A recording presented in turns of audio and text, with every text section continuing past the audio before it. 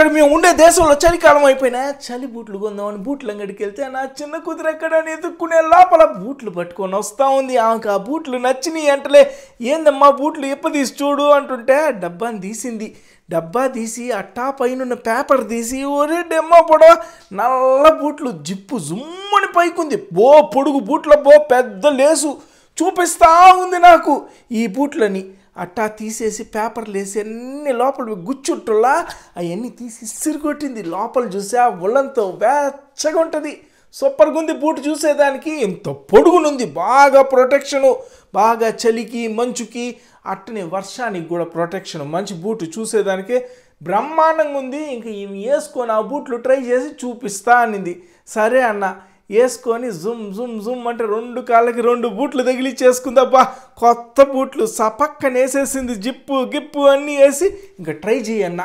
Try చేయమంటే సింపుల్గా నడుస్తుంది. అబ్బే నడిస్తే కుదరదమ్మా, ఆటలాడేటప్పుడు పరిగిస్తులా దానికి పరిగెత్తి చూపి అన్న. ఇంకా నడుస్తూ ఉంది. చుట్టూ జనాలు చూస్తారని వాళ్ళు ఏం పట్టించుకోరు. రేపు ప్లే గ్రౌండ్లో పడిపోతే నిన్నెవరు పట్టించుకుంటారా? దానికే బూట్లు తిరగడం కాదు, పరిగెడంతో స్టార్ట్ చేయి నువ్వు అన్న. అట్ట పరిగెత్తింది. అంత దూరం కాదు, ఇంకా దూరాన పరిగి అన్న. ఒరేడమ్మా పొడవ జెట్ స్పీడ్లో పరిగెత్తిందబ్బా. బూట్లు భలే కంఫర్టబుల్గా ఉన్నాయంటలే, కొనేసుకున్నాంలే. లాస్ట్కి చూడండి మీకే తెలుస్తుంది. ఆ బూట్లు తీసుకొని ఇంకన్నీ ప్యాక్ చేయమనింది. ప్యాకింగ్ మిషన్ ఎక్కడుందంటే నేను హెల్పింగ్ మిషను, ప్యాకింగ్ మిషను, అన్ని మిషన్లు అంతా ప్యాక్ చేసేసుకొనే ఇంకా తీసుకొని ఆ బూట్లు తీసి డబ్బాలో పెట్టేసాం మొత్తానికి.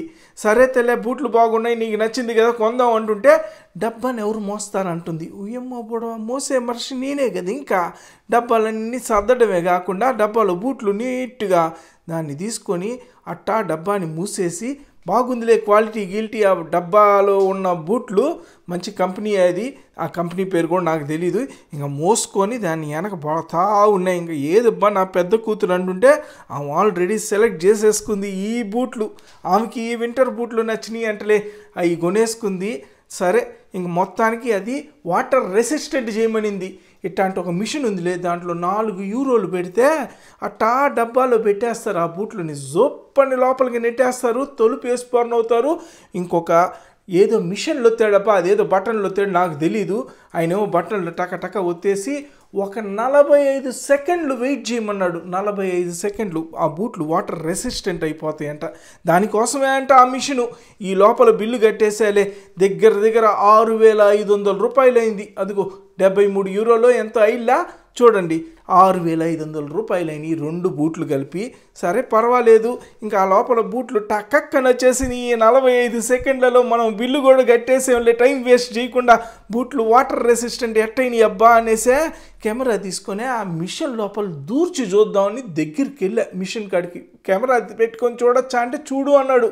లోపల పైపులు లాగున్నాయి, కింద 2 పైపులు పైన 2 పైపులు, అవి బుజ్జని ఏదో కొడుతున్నాయి. దాని దెబ్బ బూట్లు కాస్త వాటర్ రెసిస్టెంట్, నీళ్లు పడ్డా ఏం కాదు అని చెప్తున్నాడు. సరే ఇంకా కవర్లు పట్టుకొనే అట్టా తీసుకొని ఇంకా ఇంటికైతే పోతా ఉన్నాం. ఇది ఆ కవర్లో లాస్ట్ మొయ్యమంటుంటే అమ్మే నేను కాదు నువ్వు ఉన్నావు కదా నువ్వు మొయ్యి అనింది. ఏం చేద్దామా, ఆడపిల్లకాయలు తండ్రి బరువు బాధ్యతలు మొయ్యాల్సిందే ఏమంటారా. దానికే అట్టా తీసుకొనే ఇంక అందరికీ టాటా చెప్పేసి అంగడిలో మీకు కూడా టాటా చెప్పేసి రేపు పొద్దున ఇంకొక వీడియోతో కలుద్దాంలే. ఉంటా మరి.